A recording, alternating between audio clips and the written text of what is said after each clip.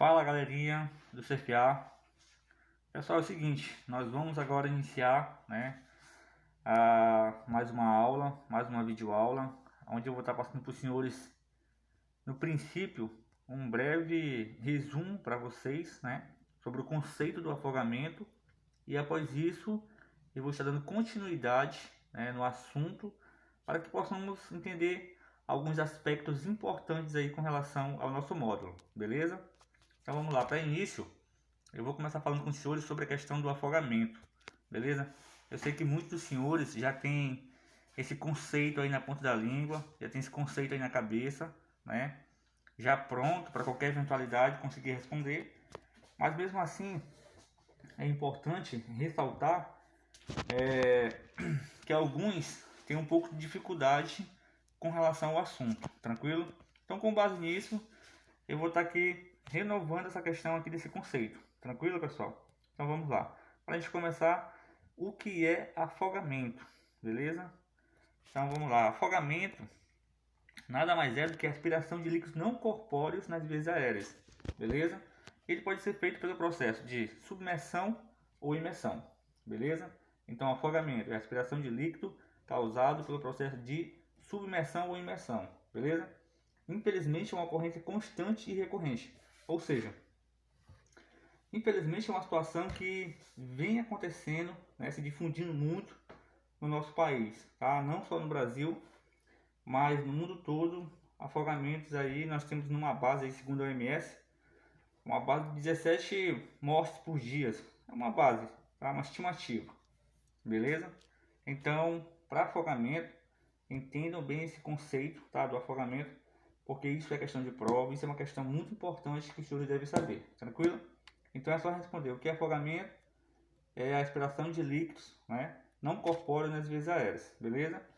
Podem ser feitos pelo processo de submersão ou imersão, beleza, pessoal? Vamos lá. Senhores, segundo a OMS, que é a Organização Mundial de Saúde, existe uma base aí de 500 mil mortes, beleza? 500 mil pessoas morrem por afogamento no mundo, beleza? Só no Brasil são 7 mil pessoas mortas por ano, tá? 65% morrem em águas doces naturais. Lembra que eu falei para vocês com relação à questão de afogamento que acontece mais em águas doces? Por quê, pessoal? Porque como nós sabemos, existem muitas pessoas que acabam morrendo em represas, em rios, em lagos, em piscinas, crianças também, muitas crianças morrem aí em casa, nas suas próprias residências, beleza?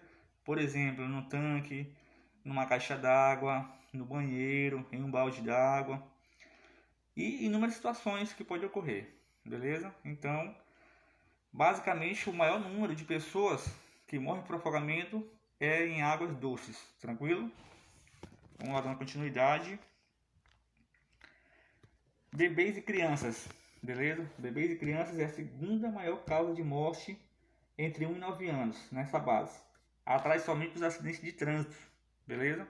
Então, segundo o Ministério da Saúde, apenas no ano de 2005 as mortes por afogamento com crianças de até 14 anos totalizaram um fator, de uma base de 1.496 óbitos, tranquilo? Os senhores viram aí o relato da OMS, Organização Mundial de Saúde, com relação à questão de óbitos por afogamento, tá, no Brasil e no mundo afora, beleza? Vou estar falando para os senhores também sobre alguns riscos e depois sobre riscos e cuidados de extrema importância que a gente deve analisar, e seguir esses protocolos de segurança, medidas preventivas para evitar esse tipo de acidentes ou incidentes, relacionados aí ao fator do salvamento aquático, ao fator do meio líquido, tranquilo? Então vamos começar para cá com relação à questão de riscos, tá? Muitos afogamentos acontecem nas residências, tá? Lembra que eu falei para os senhores agora há pouco com relação da maioria dos afogamentos são em água doces e muitos deles acontecem nas suas próprias residências com crianças, beleza? Crianças aprendendo a andar podem cair dentro de baldes com águas, banheiras, vasos sanitários e acabam sendo encontrados muitas vezes já sem vidas, beleza? Então isso, na verdade, é uma triste realidade, senhores. É uma triste realidade, mas que realmente acontece, na verdade, por um fator de descuido, né, uma falta de prevenção, uma falha, na verdade, né, uma falha de prevenção, falha de conhecimento técnico da população em si, em geral, de modo geral, beleza? Com relação aos pais, falta de conhecimento técnico, né, de medidas preventivas com relação à questão desse assunto, beleza? Mas infelizmente isso é uma realidade que acaba acontecendo muito no nosso país, não só aqui no Brasil, como eu falei para os senhores, mas também aí no mundo, pode-se dizer assim, tá? Em outros países também isso acontece demais, beleza? Então eu vou falar aqui sobre alguns cuidados, alguns perigos, né, alguns riscos aí, né, com relação à questão de represas, com relação a lagos, beleza? Aquele cuidado, né, de identificar qual o potencial risco, né, que aquele local pode nos oferecer, beleza?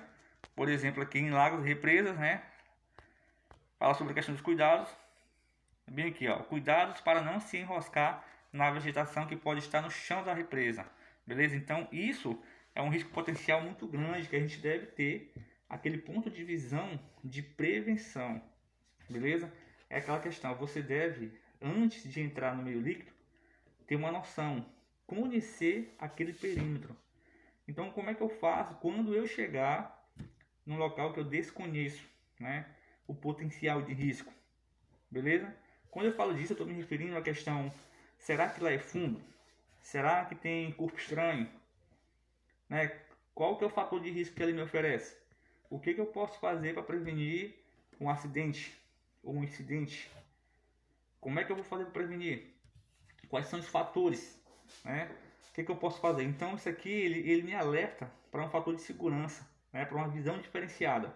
E vocês, pelo fato de serem alunos de formação de bombeiro civil, de estar passando pelo módulo de salvamento aquático, o que a gente trabalha muito é a questão da prevenção. Então vocês vão ter um ponto de vista diferenciado, tá? Um olhar diferente em relação às demais pessoas. Aonde vocês estiverem, vocês já vão estar de QAP total, ou seja, com uma visão diferenciada a ponto de identificar com muita facilidade, né, os fatores de riscos, o potencial de risco que aquele local me oferece, de alguma maneira, seja ele no módulo voltado para a área do meio líquido ou não, mas os senhores vão ter aquele ponto de visão já, né, enxergar aquela situação de potencial de risco, mas que pode ser evitada se for tomada as medidas preventivas de alguma forma, tranquilo? Então, voltando para cá, não nadar próximo de pontos de captação de água. Por quê, senhores? É uma observação muito importante. Por quê? Porque onde existem pontos de captação de água, né, existe um espaço nesse poço, onde tem a captação, existe um espaço que puxa água, que suga a água, beleza? Então, se você estiver nadando lá próximo, mergulhando lá próximo, você pode ser puxado. E ao puxar ali é muita água. E quando chegou dentro do poço, tem uma espécie de redemoinho. Se porventura alguém cair lá, dificilmente vai ter a possibilidade, né, de conseguir manter flutuabilidade, de conseguir respirar, de conseguir pedir por ajuda. E outra, depois que entrar no poço de captação, senhores, vai ficar muito mais difícil. Por quê? Porque esse poço geralmente ele é muito alto, né? Lá dentro vai ter, não vai ter aquela correnteza, mas vai ter uma espécie de redemoinho, como se fosse um turbilhão. E isso vai gerar uma grande dificuldade para que você consiga sair daquela situação sozinho. E é uma questão que envolve muita questão do psicológico, beleza? Então, evite nadar próximo aos pontos de captação, beleza? Voltando para cá, para um local que eu não conheço, né? Que eu não tenho conhecimento com relação à questão do perímetro, é muito importante que quando eu chegar num local como esse, numa represa, num lago, num rio, onde eu não tenho conhecimento, primeira coisa eu devo fazer o que? A avaliação do perímetro. No caso de vocês, como vocês estão sendo profissional da área, quando vocês estiverem com alguém, ou sozinho mesmo, o primeiro passo ao chegar num local como esse, onde os senhores têm interesse, né, esteja em grupos de pessoas ou sozinho, interesse em usufruir daquela área líquida, tomar banho, o primeiro passo é fazer a avaliação do perímetro, né? Verificar todo o perímetro, identificar os pontos, os fatores de riscos e de que maneira você pode estar evitando. Como que eu vou fazer isso? Eu vou escolher a maneira adequada de como adentrar naquele meio líquido, identificar quais são os riscos que ali me oferece, beleza? Verificar se tem corpo estranho, se tem alguma espécie de vala, se tem algum poço, se é profundo, se é raso, tranquilo? Então isso são diversos fatores, beleza? Identificando o fator de risco, você vai saber utilizar a medida preventiva correta para que você consiga se desvencilhar do possível perigo, beleza, pessoal? Continuando aqui, uma recomendação muito importante: evite choque térmico antes de entrar na água. Molhe a face e a nuca. Olha só, pessoal. Lembra que eu falei para os senhores? Na aula presencial, eu falei para os senhores com relação à questão, né, de choque térmico. Então, isso é muito importante, senhores. E como é que isso acontece? Para quem não está lembrando. O choque térmico, né, popularmente conhecido, ele pode acontecer da seguinte maneira. De repente, um banhista, uma pessoa está brincando, jogando bola, fazendo alguma atividade no qual exerce uma temperatura maior do seu corpo. E aí é o momento em que essa pessoa entra no meio líquido, ou seja, a sua temperatura corporal está na temperatura mais elevada do que a temperatura da água, beleza? Então tem uma exposição onde possivelmente vai existir esse choque. E a pessoa pode ter o quê? Um mal súbito, pode passar mal. E aí pode gerar um acidente, gerando até um afogamento, tranquilo? Então esse cuidado a gente pode fazer de que forma? Chegar na água, se tiver chuveiro próximo, se for numa piscina, no parque aquático, utilizar o chuveiro, molhando o rosto, molhando a nuca, molhando a cabeça, beleza? Se for em rios, praias, chegar devagar, molhar a face, molhar a nuca, molhar a cabeça, tranquilo? Dessa forma você vai estar evitando ali que possivelmente tenha um choque térmico, tranquilo? Simples assim. A outra questão muito importante, uma ressalva super importante, é que eu falei para vocês agora há pouco, certificar da profundidade antes de mergulhar, beleza? Tem gente que chega apressado e vai logo mergulhando, mas aí pode ter um corpo estranho, pode ter que seja raso, e aí vai acontecer o acidente, tranquilo? A pessoa pode ter que inúmeras situações de problemas, por exemplo, essa pessoa que chegar apressado pode ter uma TRM, um traumatismo raquimedular, ela pode ter uma fratura da vértebra cervical, tranquilo? E uma série de fatores, beleza? Pode ter um traumatismo craniano encefálico e por aí vai. Então, os perigos são muitos, beleza? Então, a gente é que tem que fazer toda aquela ressalva de prevenção primeiro, evitar o acidente, beleza, pessoal? Então é isso. Vamos dar uma continuidade aqui. Vamos para cá, ó. Alguns cuidados com relação à piscina. Nós sabemos que na área de parque aquático, parte de piscinas, existem inúmeras regrinhas, né? Para que servem essas regras? É porque a ordem de lá é ser chata? Não. Essas regrinhas, senhores, é porque com certeza já houve algum tipo de acidentes, né? Com relação ao que está sendo pedido como medida de prevenção. Por exemplo, na borda da piscina, quais são as regras? Não pode correr, não pode empurrar. Por quê? Na borda da piscina, notem que na borda da piscina sempre é liso, senhores. Quando molha, fica liso. De repente, uma pessoa correndo, ela pode escorregar e pode ter uma fratura. Pode ser membro inferior, pode ser membro superior, pode ser, a pessoa pode ter um TRM, tá? Um traumatismo raquimedular, ela pode ter um traumatismo crânioencefálico, ela pode ter também inúmeros perigos, como por exemplo questão de fraturas, né? Pode existir de várias maneiras aí. Ela pode bater com o rosto, se machucar, ela pode simplesmente quebrar um braço, que no caso é membro superior, tranquilo? Essa fratura pode ser exposta ou não. Isso vai depender do acidente em si, da forma que a pessoa vai cair, tranquilo? Mas eu quero dizer para os senhores que existe possibilidade demais com relação à questão de perigo na área do meio líquido, tá? Na borda da piscina, então. Eu vou citar um exemplo muito importante para os senhores, com relação a um vídeo que eu assisti, onde dois rapazes brincando na borda da piscina, um agarrou o outro por trás e foi tentar dar um mortal. Só que quando ele deu o mortal, Um deles não conseguiu acompanhar o mortal, né? E caiu com a traqueia. A região da traqueia bateu na borda da piscina. O que aconteceu, senhores? Ele teve um deslocamento dessa traqueia. Então ele veio a óbito na hora. Deslocou a traqueia, saiu do lugar, senhores, da pancada. E aí óbito na hora. Então são cuidados que nós devemos tomar com relação a esses perigos. São coisas simples que a gente pode evitar se a gente seguir as regrinhas básicas que existem na área do parque aquático, das praias, tá? Então são coisas que vai evitar ali uma frustração.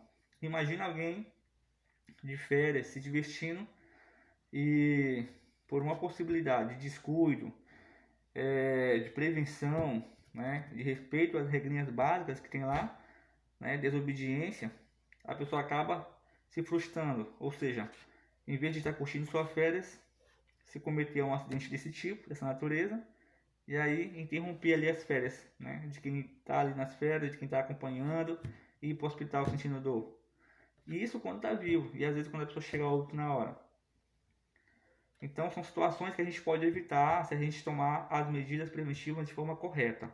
Beleza, pessoal? Então atentem para essas regrinhas importantes aí. Então, se existe uma regra ali de prevenção, é porque com certeza, consequentemente, já houve um acidente, né, com aquele fator de risco. É por isso que existe ali as medidas preventivas, tranquilo? Nada está por ali por acaso, senhores. Tudo tem um significado e um porquê, beleza? Então, é muito importante que a gente saiba reconhecer os fatores de riscos e dessa forma a gente consegue, né, minimizar qualquer tipo de acidente ou evitar mesmo esse tipo de acidentes, né, com qualquer pessoa que esteja ali na borda. Tranquilo? Que esteja ali para se divertir na área de lazer. Beleza? A gente pode evitar esses tipos de acidentes, esse tipo de risco. Bastou ter o cuidado, ter a visão, né, de saber reconhecer os riscos e saber como evitar, como prevenir. Beleza? Muito importante mesmo. Com relação à criança, senhores, lembra que eu falei para vocês sobre emergências aquáticas? Bem aqui está dizendo assim, ó. Ensine flutuação às crianças a partir dos 2 anos de idade e natação a partir dos 4 anos de idade. Vamos lá. Quando eu falei para vocês sobre questões de emergências aquáticas, eu não quis falar para vocês que eu estava falando sobre questão de salvamento profissional, né, de técnicas de habilidade de resgate. Não. Quando eu me refiro a emergências aquáticas, eu falei para os senhores que é um conjunto de técnicas com materiais, sem materiais, nos quais te possibilitam sobreviver com relação ao meio líquido. Ou seja, nada mais é do que aprender a flutuar no meio líquido, a ter o controle emocional, a saber nadar, a conseguir ajudar alguém que caia na água, beleza? Não quer dizer que você vai ser um profissional da área de salvamento aquático, mas sim conhecer as técnicas, né, comuns, básicas, que você vai utilizar para conseguir salvar alguém ou para evitar que aconteça um acidente ou um incidente. São coisas bem simples, beleza? Algumas regrinhas básicas. Flutuação, nadar, ter o controle emocional, essas questões, beleza? Então, é muito importante que as crianças com 2 anos já consigam aprender isso devagarzinho, a questão da flutuabilidade, né? Em escolas que ensinam isso. E a questão de nadar, beleza? Então, isso é de extrema importância, porque isso salva vidas, senhores. A questão das emergências aquáticas salva vidas, beleza?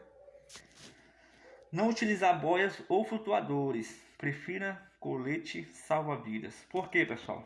Olha só. A boia, ela é um equipamento, né? Um material flutuante, beleza? Deixa eu ver o que mais. Alguns flutuadores também. Porém, senhores, o colete salva-vidas, ele é muito mais seguro. Por quê? A boia é um material flutuante, porém, se o pai confiar nesse material flutuante, no caso na boia, e deixar uma criança sozinha em uma piscina, o que pode acontecer? Essa boia pode furar, essa boia, a criança brincando, ela pode virar de cabeça para dentro da água e as perninhas para cima batendo. Então, se isso acontecer, dificilmente, né, 95% de chance de já não conseguir retornar na posição correta, anatomia correta, ou seja, cabeça para cima e perninha para baixo novamente. Ela vai lutar pela vida, vai se debater, mas ela não vai conseguir, né, voltar à posição anatômica correta. E o que vai acontecer? Se não tiver ninguém, nenhuma pessoa responsável dando a supervisão correta, olhando, vai ter um afogamento, pessoal.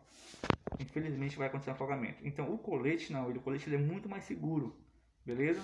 Porque se a pessoa perder o controle, mas ela não vai afundar, beleza? O máximo que pode acontecer é a criança ficar de decúbito ventral, cabeceando no rosto, batendo com os braços. Mas dessa forma ela consegue até nadar, se ela tiver alguma habilidade sim. Se não tiver, mas ela dá maior segurança do que uma boia, garanto isso aos senhores. Então, se tiver como preferir entre uma boia e um colete, escolha o colete para a criança, porque é de forma mais segura, beleza? É muito mais seguro. Um outro objeto flutuante, ele vai dar uma flutuabilidade, porém não é tão eficaz, não é tão seguro quanto um colete, beleza? Esse colete dá maior segurança com relação à questão do meio líquido, beleza? Uma outra ressalva muito importante, senhores, sobre questão de cuidados, questão de riscos, beleza? Cuidados e riscos. Evitar brinquedos próximos às piscinas. Isto atrai crianças. Isso é verdade, senhores. Você sabe que crianças são muito rápidas, né? Então, um descuido da pessoa que está próximo do responsável, a criança, se ela vê algum brinquedo na piscina ou na borda da piscina, ela vai querer buscar, ela vai querer pegar. Se estiver dentro da piscina, a criança não vai identificar o potencial de risco. Ela não vai saber que ela vai se afogar. Ela simplesmente vai estar vidrada olhando no brinquedo e vai querer pegar. E aí que pode gerar um afogamento. Se essa criança, dependendo da idade e dependendo do conhecimento técnico, né, se ela tiver já habilidade de natação, se tiver passado pela uma escola de natação e souber flutuar, souber nadar, ela possivelmente consegue se salvar, né? Consegue manter uma flutuabilidade enquanto alguém consegue ver e fazer o salvamento. Mas se essa criança não tiver nenhuma habilidade, senhores, infelizmente, possivelmente, se não tiver ninguém próximo para intervir aquela ação, possivelmente ela vai se tornar uma vítima de afogamento. Então é muito importante que a gente não deixe nenhum tipo de brinquedos tanto próximo à borda da piscina, como na borda, como dentro da água em si, beleza? É bom evitar usar medidas preventivas para evitar esse tipo de situações aí, beleza? Isso tem muitos vídeos na internet sobre essas questões aí, onde crianças, né? São imagens aí, são vídeos registrados por câmeras de segurança, onde muitas crianças já perderam a vida, ficaram lá há 5 minutos, 10 minutos, meia hora, lutando pela vida e chegou a óbito porque não tinha ninguém próximo para evitar esse tipo de situação, beleza, pessoal? Uma outra questão muito importante, desligar o filtro da piscina em caso de uso, tá? Porque tudo isso são coisas que podem gerar um acidente, beleza? Dando continuidade aqui, pessoal, nós vamos falar aqui também sobre outra questão. Nunca deixar uma criança sozinha na piscina, beleza? 89% dos afogamentos ocorrem por falta de supervisão. Isso é uma observação também muito importante, senhores. Por quê? Às vezes o pai coloca um colete, coloca uma boia na criança, né? E acha que a criança está segura, beleza? Ou pelo fato da piscina não ser funda, ser uma piscina de criança, e a criança consegue topar o pé no chão, os pais acham que a criança está segura. Às vezes a criança tem uma habilidade de natação também, né? Já sabe nadar, sabe flutuar. Os pais geram uma confiança, uma autoconfiança e acham que a criança também está segura. Mas não, senhores. Tudo isso pode ser um fator de risco, beleza? A gente tem que ter aquele cuidado para evitar esse tipo de situação. Por quê? Se a criança, só um exemplo, tem uma criança que tem uma habilidade, mas de repente ela tem um mal-estar, ela tem um mal súbito. Quem que vai socorrer ela? Beleza? E se for uma criança que não tem habilidades? E de repente ela está na boia, essa boia fura, essa boia vira, o que vai acontecer, pessoal? Então tudo isso é uma série de fatores no qual existe um potencial de risco muito grande que pode gerar um afogamento. Então, criança, nunca ficar sozinho na piscina. A pessoa responsável, supervisão ali a distância de um braço, tá? Sempre distância de um braço. Se você estiver no parque aquático, piscina, distância de um braço. Se a criança for para a água, distância de um braço. Por quê? Porque se acontecer alguma coisa, o responsável pela criança está próximo demais, é só pegar e puxar, beleza? Mas se estiver longe, até chegar no local ou até conseguir ver, se estiver distraído, até alguém chamar, pode ser tarde demais. Então, nunca deixar a criança sozinha em área que tenha água, beleza? Pode ser praia, seja onde for, piscina, rios, até mesmo no banheiro. Tem que ter esse cuidado, beleza? Porque criança gosta de água e um descuido pode ser fatal, beleza, pessoal? Então tenham em mente esse ponto de vista aí de segurança, beleza? Uma outra ressalva muito importante com relação à questão de piscinas, tá? Piscina, senhores, ela deve ter uma grade ao redor. Como bem que fala aqui, ó, isole a piscina com grade de 1,5 m de alturas. Elas reduzem o afogamento de 50% a 70%. Isso é muito importante, senhores. Geralmente, uma piscina, senhores, o protocolo mesmo de medidas preventivas, medidas de segurança, ela deve ter um alambrado, deve ter uma cerca, tá? Deve ter uma cerca com portão e com travas, beleza? Tem que ser no mínimo de 1 metro a 1,5 m. Por quê? Porque dessa forma vai evitar que crianças consigam ter a facilidade de acesso até a piscina, até a água, beleza? Evitando assim dessa forma de ter um afogamento, beleza? É muito importante também que além de ter o alambrado, de ter essa cerca, que tenha um portão com travas. Por quê? Não vai adiantar nada se tivesse alambrado, se tivesse a cerca, tudo fechadinho e o portão estiver aberto. A criança vai ter o acesso e vai se submeter a um afogamento, beleza? Ela pode cair na água da mesma forma e não conseguir sair.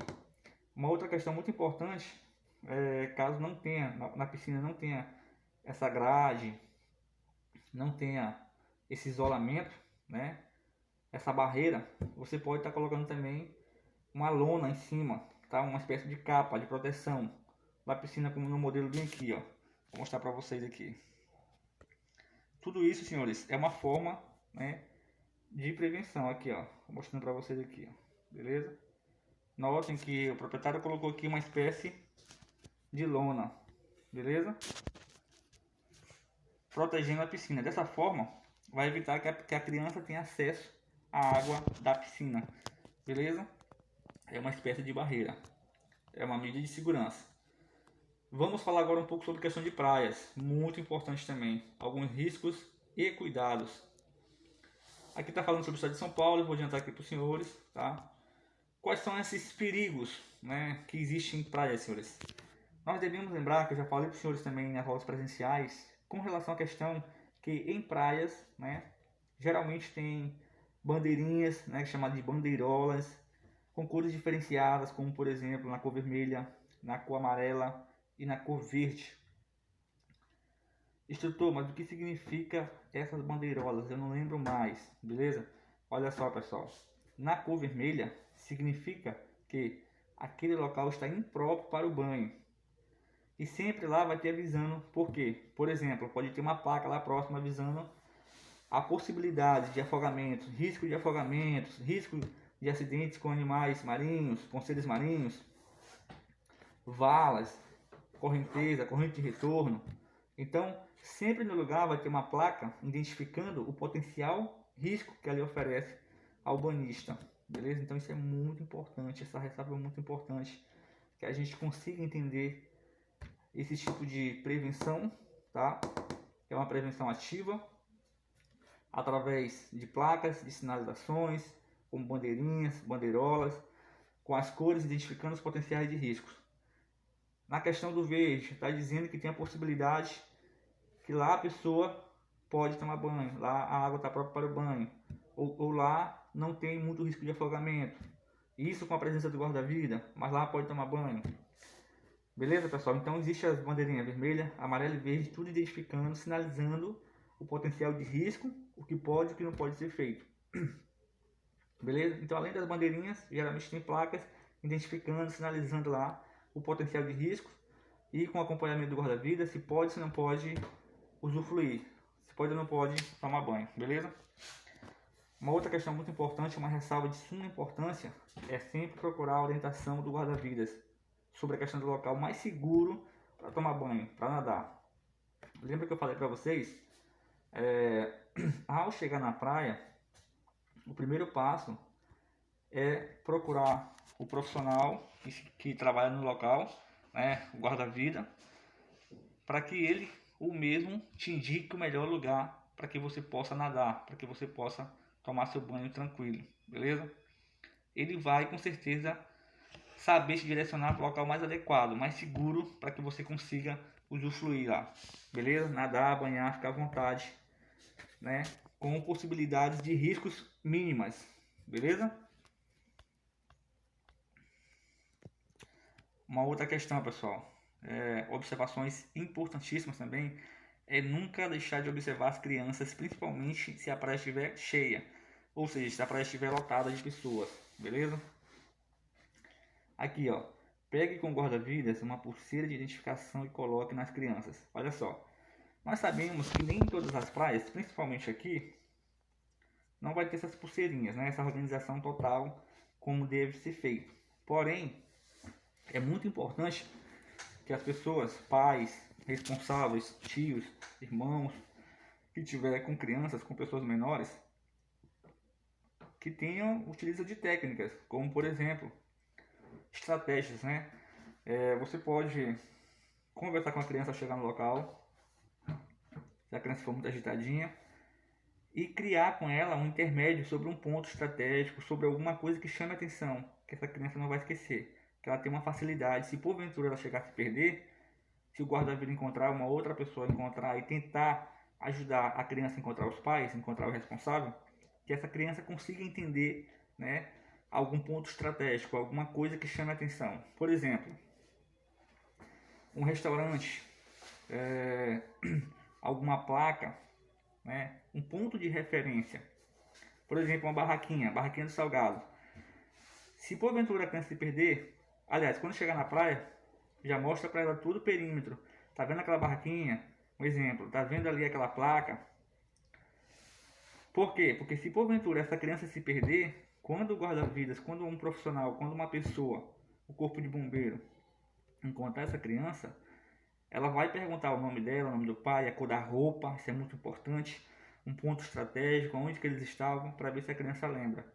Alguma coisa deve chamar a atenção da criança e ela vai lembrar desse ponto de referência, tá? A cor da roupa dos pais, quantas pessoas tinham, o nome do pai, o nome da mãe, quem estava com a criança, um ponto de referência, aonde que eles estavam, se era próximo a uma barraquinha, próximo a um bar, qual o nome do bar. Então tudo isso pode ajudar, isso é de extrema importância, beleza? Passar essa confiança para a criança, passar esse ponto de referência, porque se porventura isso acontecer, a criança vai saber, né, das coordenadas para a pessoa que está lá tentando ajudar a criança a encontrar os responsáveis, beleza? Isso é muito importante, pessoal. E a outra questão que eu falei para vocês, praia lotada, criança a distância de um braço. Por quê? E sempre de olho, nunca tirar o olho das crianças, porque para acontecer um acidente, para a criança se perder também, é questão de segundo, pessoal. É questão muito rápida. Então, de olho ali, todo o tempo próximo, para evitar esse tipo de situações aí desagradáveis. Uma outra ressalva muito importante, pessoal, é com relação aqui à questão de praias, tá? Recomendação importantíssimas. Não entre em água com o mar muito agitado. Por quê, senhores? Quando o mar está muito agitado, significa que existe uma massa de ar muito grande naquele local. Ou seja, no momento está tendo muito vento. Se tem muito vento, ele vai impulsionar a massa de água com maior facilidade. O mar vai ficar mais agitado. Vai ter as ondas, quebra-maré, muito maiores, mais altas. E se uma pessoa que não tem muita habilidade com relação ao meio líquido, ela entrar na água e pegar uma onda dessa no rosto, ela pode fazer o que? Aspirar líquidos, beleza? Vai perder o controle da situação e ela pode gerar, né? Pode se tornar uma vítima de afogamento. Isso é muito importante saber disso, beleza? Essas ondas altas é chamado de caixote, quando a gente pega na pessoa, quando essa onda pega na pessoa. Então, quando a pessoa pega um caixote, se ela não tiver habilidade de natação, não saber o que está fazendo, ela vai perder o controle da situação e ela pode, né, se submeter à questão de um afogamento. Com muita facilidade, ela pode gerar uma vítima de afogamento. Então, é muito importante que a gente tenha essa noção. O mar está muito agitado. A pessoa que vai entrar na água tem habilidades com relação a isso, sabe nadar direitinho, tem histórico de passar mal, algum problema de saúde, evitar mar agitado. Beleza? Uma outra questão também, não use objetos infláveis na praia. Você poderá ser arrastado por uma corrente. Essa questão também é muito importante, senhores, porque além da corrente de retornos, existem as correntes laterais, existem as correntes paralelas, tá? Laterais e paralelas é a mesma coisa. Então existe esse tipo de corrente, aonde com um objeto inflável, né, flutuante, existe uma possibilidade muito grande dessa corrente, se a pessoa, no caso que está tomando banho, cair nessa corrente, tem uma facilidade muito grande dessa corrente arrastar, beleza? De mar adentro, se distanciando. E a pessoa não tiver o psicológico alinhado, ela não vai saber o que fazer, vai perder o controle. Ela pode pular do objeto inflável, pode se afogar, e aí o acidente pode acontecer de alguma forma, beleza? Então é muito importante essas regrinhas básicas, essas medidas preventivas, tá? Esse conhecimento voltado para esse assunto. Dessa forma a gente vai estar evitando inúmeros acidentes relacionados a afogamento, beleza? Uma outra questão muito importante: não fique perto de pedras e costeiras, é escorregadio e você pode se ferir em ouriços, caracas e mariscos, beleza? Senhores, nós sabemos que o local onde tem pedras há potencial de risco. Por quê? Porque pode ter caracas, você pode se arranhar, se machucar. Isso sem falar, se você estiver pescando, estiver brincando em área de pedras, quais são os potenciais de riscos? Muitos. Você pode escorregar, a água vem e molha, pode estar lisa, você pode pisar de forma errada, escorregar, cair, ter um TRM, ter uma fratura, beleza? Pode ir a óbito na hora, pode sofrer uma fratura exposta, uma série de fatores, tá? Pedra, a água vem, molha, fica lisa, a pessoa não pisa direito, a água vem com uma força e pode derrubar a pessoa pode cair de cabeça, pode bater a região cervical, pode fraturar, pode ter um traumatismo crânioencefálico, uma série de perigos que pode acontecer. Então evite locais como esses, beleza? Muito importante. Se porventura você está tomando banho também e viu um ser marinho, caravelas, água-vivas, etc., mantenham distâncias, saiam de lá com facilidade, com rapidez. Por quê? Porque a queimadura, senhores, dói. Queimadura dói. Tem muita gente que fica ruim, senhores. Então, esse cuidado é muito importante. Beleza? Olhando aqui para os senhores. E aqui nós vamos falar mais um pouco sobre a corrente de retornos. Eu sei que alguns dos senhores não conseguiram assimilar 100% a informação com relação à questão da corrente de retornos. Mas isso é uma coisa muito importante, tá? Que os senhores devam ter uma noção melhor, né, sobre a corrente de retornos. E aqui eu tenho duas imagens para mostrar para os senhores sobre esse fenômeno, que é a corrente de retorno, beleza? Notem que eu tenho aqui uma ilustração, né, e que eu tenho uma imagem real sobre a corrente de retorno. Olha só, pessoal, olhando para a imagem real, eu consigo ver que de um lado e de outro nós temos aí espumas, né? Daqui de cima eu olho como espuma, isso é uma imagem tirada com drone, eu consigo ver que as espumas, ou seja, ali significa que tem ondas, né? Que tem quebra-marés no caso, ou seja, existe uma massa de ar puxando uma massa de água e a água vai, precisa voltar por questão da força gravitacional, né? Da gravidade. E se vocês notarem direito, bem no meio, vou marcar para os senhores aqui, ó, essa região aqui, ó. Vocês conseguem notar que aqui não tem ondas. Por quê, pessoal? Porque aqui é a corrente de retorno, beleza? Aqui essa água está indo de forma branda, correndo adentro, de mar adentro. Então lá não vai ter as ondas. E aí que as pessoas pensam que é o lugar mais ideal para tomar um banho. Vou mostrar para os senhores aqui uma situação. Marcar aqui. Olha só, pessoal. Lembra que eu falei para vocês que a corrente de retorno é um fenômeno que ocorre quando há o encontro de duas correntes paralelas com relação à água da praia? Beleza. Ó, vamos supor que a água veio, né, com direção à areia da praia, precisa retornar devido à força gravitacional e ela não consegue porque quando ela tenta voltar tem uma outra massa de ar impulsionando a água novamente. Então elas vão precisar encontrar um caminho, beleza? E vai sair procurando até chegar o momento que vai ter o que? O encontro das correntes paralelas. Ó, nesse sentido, e nesse sentido, beleza? Nesse sentido aqui. Então é o momento em que vai gerar o que? Vai ter um encontro, vai gerar o redemoinho, ó, jogando areia para os lados, beleza? E fazendo bauxitos, tá? Vou botar outra cor para vocês verem aqui, ó. Vou botar aqui de laranja. Aqui, senhores, vai ter os bauxitos, né? Os bancos, famosos banco de areias, tecnicamente chamado de bauxitos, beleza? De um lado e de outro. Onde está demarcado de verde no meio, lá vai ser uma vala, lá vai ter a corrente de retorno. Bacana, pessoal? Corrente de retorno. Lembrando para os senhores também que eu falei aqui sobre a questão das particularidades que compõem a corrente de retorno, beleza? Vou demarcar para os senhores novamente, ó. Ele é composto por 3 partes: boca, pescoço, que é o percurso no caso, né? É o percurso onde a água vai, chamado de pescoço.